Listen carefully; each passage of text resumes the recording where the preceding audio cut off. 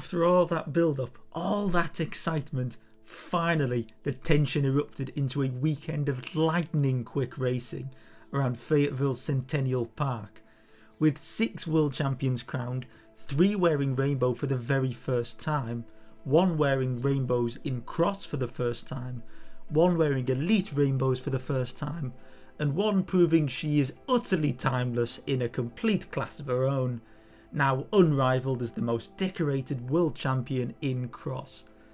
So now the dust is settling, I wanted to take time to just talk a little bit about the winners and the losers of this Worlds, and give my answer to the question, were the Fayetteville Worlds a success? Over the past few days I've been raving how much I actually really like this course, and whilst I'm sure people agree, there's enough people who definitely don't as well. The big criticism this course drew is the lack of technical features. There's no barriers, no tricky descents and no off-camber sections. And whilst those things certainly belong in cross, I don't think they belong in every single course. I can't lie, I wouldn't mind seeing some barriers introduced somewhere. The last long straight before Stonehenge seems like a pretty ideal place to put them. But honestly, to me, Centennial Park is a breath of fresh air, like the Americans tend to be in cross. It ripped up the traditional rulebook and gave us something completely different, but evidently equally hard. Not every track has to be a Namur or an Overijse. Whilst those may challenge the rider's technical ability, this place tests a rider's endurance, discipline and more than anything else tactical ability, something that we never really see in Namur or one of these other rider versus courses. That's not to say I don't love Namur, it's probably the best track in the world, but I love races like these just as much, because it was fast, it was flowing, and you can't deny the racing it produced was incredible. Of the 6 races, 3 came down to a sprint, with only 1 really being a complete dominant affair, the women's junior race, and that's only because Zoe Backstedt is ridiculously good. If it were up to me, Centennial Park absolutely deserves a place on the World Cup calendar, more so than Waterloo and Iowa, because this place has personality to it. It's a track with substance, even if that substance is something new and strange and different. I'd even go so far as to say that the biggest flaw in the track is the fact that it's in Arkansas, not necessarily a very popular or populated place. Build this thing near a massive population centre, and American Cross has its mecca. Honestly, even in Arkansas I think this place could well grow into an American Cross mecca. The Waltons will certainly try and make it so, and I'm certainly backing it to do so. And maybe it's the fact we haven't had fans for a lot of the season, but I thought that for all the worried talk about attendances before the races started, the crowds were pretty damn good. Both in solid numbers, rows deep as Marta van Gamberen would tell you if you even so much as stopped talking for a second, but also in the sheer cowbell assisted noise they produced. None of them quite stole the show like this bloke did though.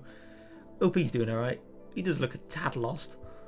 So if you ask me, and bear in mind my memories of Louisville are flaky at best, I wasn't particularly old at the time, Fayetteville is a resounding success. Whilst the home riders might go home largely disappointed, nobody really managed to blast their expectations I think. I think as a whole, the continent and the American cross scene can be very proud of the show they put on. They did the Worlds their way, their course, their cowbells, their questionable pronunciations of Belgian names, but they showed that their way has a following too, and their way has staying power and has punch and has personality to it. Now is the time to build on it, and maybe next time construct a course that isn't the direct opposite of what your best riders are good at. But that's just a tip for the future maybe. Speaking of the riders, I'm sure there's going to be people leaving the US with mixed or even bad feelings. Lucinda Brandt won't be best pleased. I imagine Ceylin Alvarado is a bit miffed at her mistake too. Any of the Belgians who aren't under 23 will likely be somewhere between miffed and downright angry. And I can't imagine Rochette and Honsinger will be totally happy with their results either. But one man's loss is another man's gain, and with none of the 6 world titles being successfully defended, that means at least 6 newish happy faces. The first of these happy faces we saw was that of Zoe Backstedt. which was one half of the utter domination expected in the junior categories. But where men's junior equal David Haverdings came unstuck on the long winding descent, Backstedt never gave her rivals a chance, capitalising on a poor start from her biggest rival Leonie Bentveld to deliver the most dominant ride of the world's. As I alluded to, the men's race had a big favourite in David Haverdings, but his crash early on lap 2 completely shook the race up and gave us probably the most exciting race of the 6. Eventually Jan Christen won, giving us a first Swiss world title since 1998 in a beautiful 3-way sprint. In the under-23s we saw a somewhat similar trend.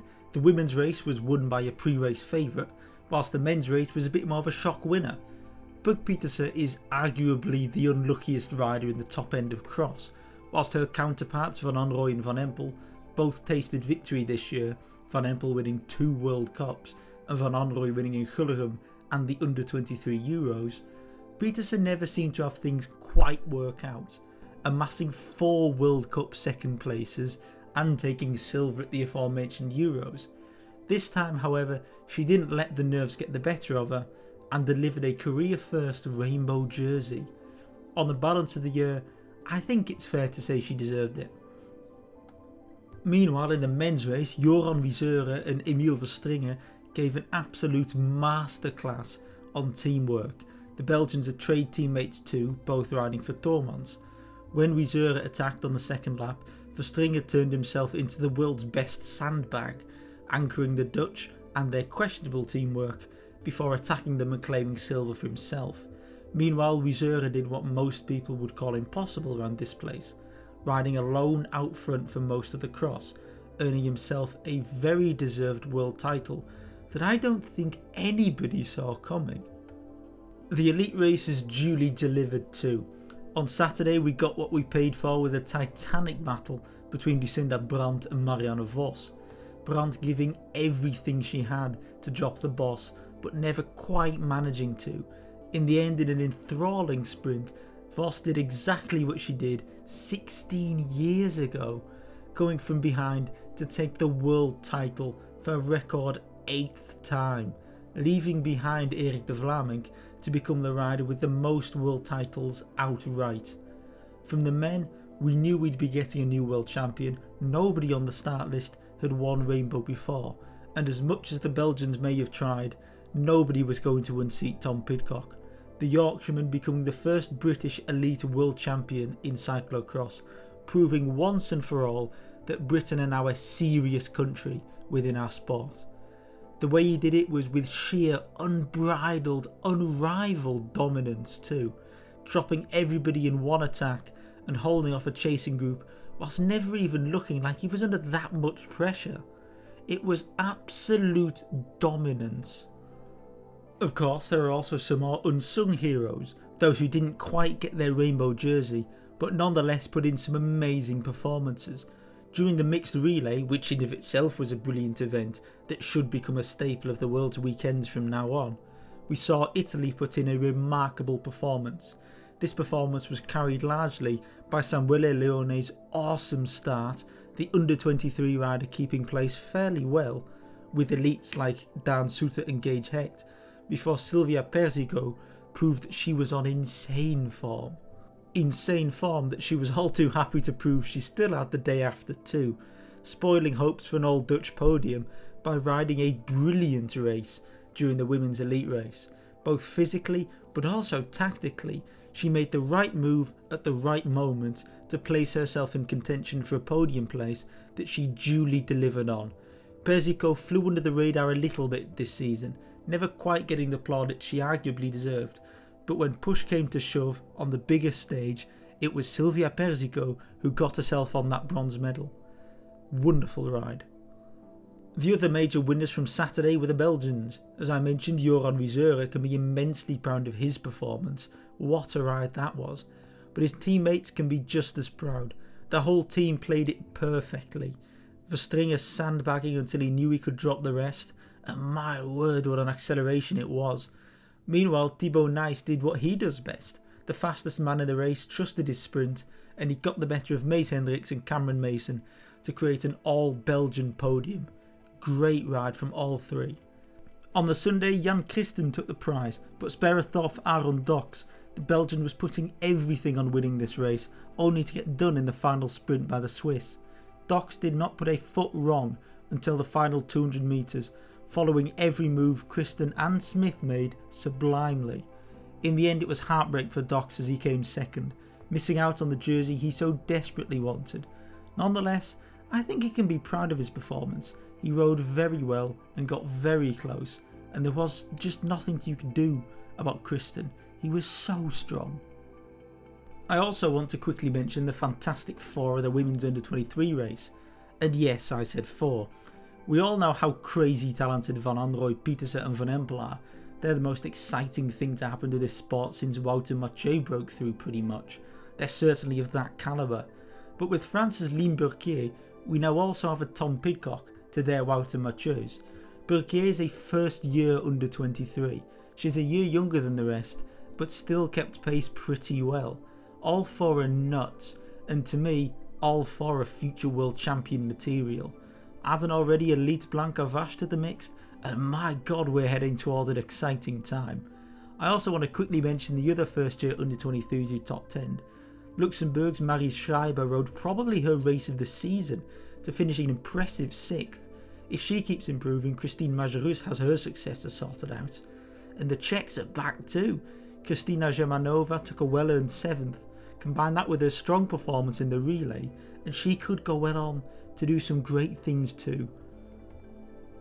In the men's race, the podium sitters deserve the plaudits they got for sure. Pidcock was sublime. Van der Haar looked the only person who could even slightly damage the Briton, and Iserbyt rode out of his skin to even keep up with the Dutchman. But behind, I was really pleasantly surprised by Clément Venturini. The Frenchman for a while looked like he might just spoil the party and deliver a completely out of left field podium finish. In the end, it wasn't quite to be, the Frenchman finishing 5th. Nonetheless, I hope this steers Venturini back to Crossmore. Next year's Worlds are in Hogeheide, and Venturini's record there is definitely not bad. Just outside the top 10, Curtis White fell short of what I imagine would be a dream top 10, finishing in 12th. But nonetheless, the American put on a great performance on home soil. I'm sure that he'll be feeling pretty good about himself, because he flew that flag very well, riding probably the best cross he'd delivered all season. With all that said and done, the curtain starts to fall on another season of cross.